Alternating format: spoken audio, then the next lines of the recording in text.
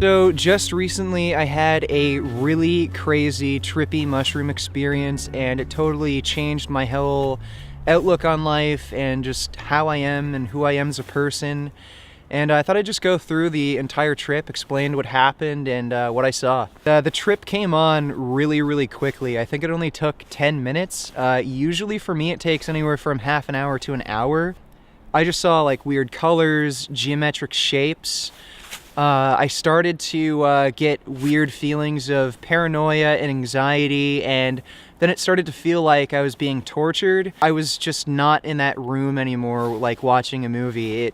I was just off in another dimension, basically. Even though I saw nothing, I could just feel everything, and I felt this incredible connection to absolutely everything. I could just feel people's emotions, pain, happiness, joy. 1, 2, 3, 1, 2, 3, drink. 1, 2, 3, 1, 2, 3, drink. There's more little sample bag still lasting. I'm gonna slam these in my bottle. Yeah. So this is the bike, the beast. I used for everything. Fly like an eagle. Who's Adelaide?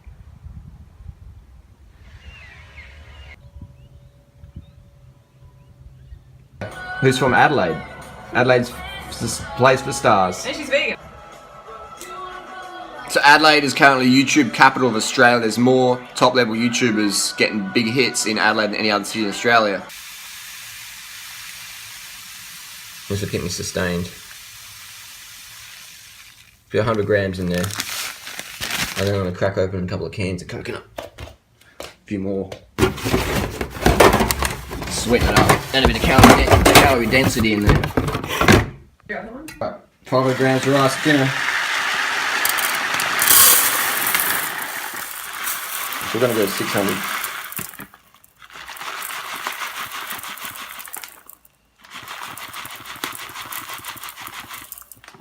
Go 7. Boys got to eat.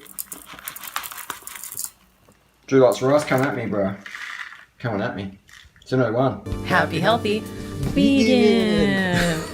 You're getting crazier every time. Today is a big day in the life of the Spud Fit Challenge because my episode of The Doctors TV in the US went on air today. And one man in Melbourne, Australia, has decided to stick to this diet for an entire year. But is it safe? We actually have Andrew joining us via Skype all the way from Australia. I feel fantastic. I've got abundant energy, so much that I had to start exercising again about a week ago, which is pretty good. Do you actually believe that this is a great thing to just eat potatoes, or is your perspective more so that if you go this route, you'll be just fine? If you go this route, you'll be just fine. But my main focus, and what I really like to get across to people, is that human beings are starch eaters. But think about various diets around the world. In the Far East, people live on rice, or used to. 90% of their diet was rice. In Central America, the Aztecs and the Mayans were known as the people of the corn.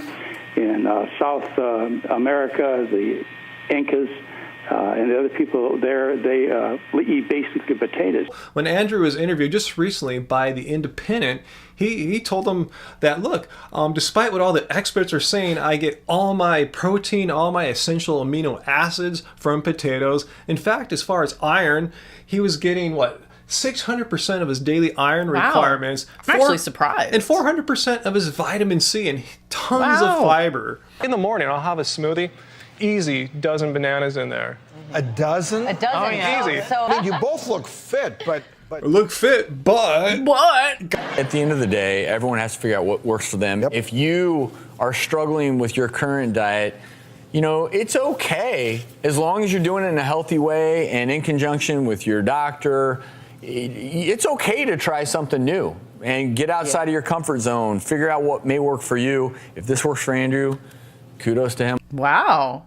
Today I decided I'm going to talk about a topic that I have been avoiding. I've decided to do it, and I know that I'm going to cop an awful amount of abuse for this. And I'm going to be talking about vegan and vegetarian and all that sort of stuff. My brother and I have been vegan for 3 years, and we haven't had meat in 6 years, and we are just starting to crack the surface on what veganism really is. So when Rachel says that she's been vegan for 6 months and this and that, she doesn't know what she's talking about. And one thing we have learned is when you're vegetarian, you don't eat meat. So when she says she was vegetarian but she ate meat, wouldn't you go out? This isn't making any sense. She's mad at vegans not telling the truth, that's saying that veganism is going to be hard and you're going to have a difficult time. I mean, she failed after 6 months. Of course she had a difficult time. Hank, I know that detox so well. For us, it took us about 6 months. I mean, we did not feel our best right away. When we first went to vegan, we were losing lots of weight, didn't have a lot of energy, and this actually took place for like, 12 to 16 weeks. But then after the 4th month, the 5th month, after about 6 months, we wanted to start running around again, started gaining the weight, and it felt the best we ever have.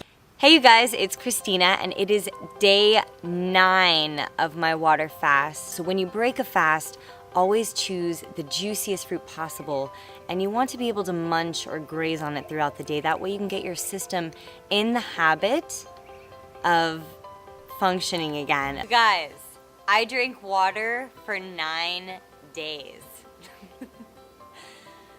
And it has been one of the most incredible experiences of my life, because this is what's going to keep you going and creating healthy habits and being positive in the long term.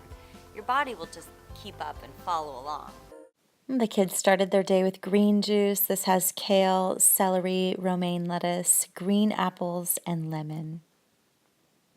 And here's Cash's lunch. He's got popcorn, tortilla chips, sliced apple, some seaweed, some juice, and some almonds with a few chocolate chips in there. And what's for dinner, little monkeys? Pesto pasta.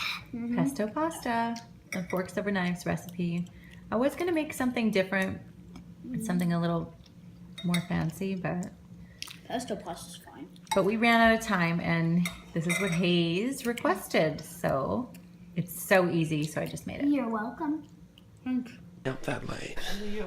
Fuck no, those earplugs were like as thin as paper, dude. I got big ears. What's happening? Shouts to this cunt over here doing the yoga pose. Bang. Time to get jacked and then reverse all of that with a big bike right after. Flat tire. Time to change it. You would have had to be one horny cunt as a child to be able to pump your tire to 120 PSI with a fucking hand pump. We fucked up 2 tubes already. I don't know what's happening. I think my tire lever is pinching on it. That's all. I think he uses a sword. No, it's not a sword, it's a poker thing. Alright, fuck off, fuck off, fuck off. Roll yourself into a burrito of your choice, Jess. Become the burrito you've always wanted to be. I'm super proud of Jess, dude. You know, I come over here at night and look what Jess has been reading, bro. I'm gonna have to call my mum and order you a burger. They're gonna have to fucking custom make that shit in Taiwan though. Because, no, I get you silk, bro. Whatever you want, but they don't make burgers for your size. Like, you got small waist, big hips, hourglass type shit. Yeah, bro, you gonna look fucking crazy, bro. Burger by fucking day, kimono by night. Jeff, man, what you gonna walk around with like your eyes like slits in burger, man? Top 5 mistakes that new vegans make. Number 1, not eating enough. One of the most common mistakes that people make when transitioning into a vegan lifestyle is that they don't eat enough. The best way is to make sure that you have high-calorie vegan foods available. Veganism is not a diet, it's so much more. It's a lifestyle. So you need to start thinking of it like that and set yourself up for success. Number 4, thinking you don't have any food options. The stigma around veganism is that it's just a bunch of rabbit food. But the truth is, you usually end up eating a more varied diet than you did before.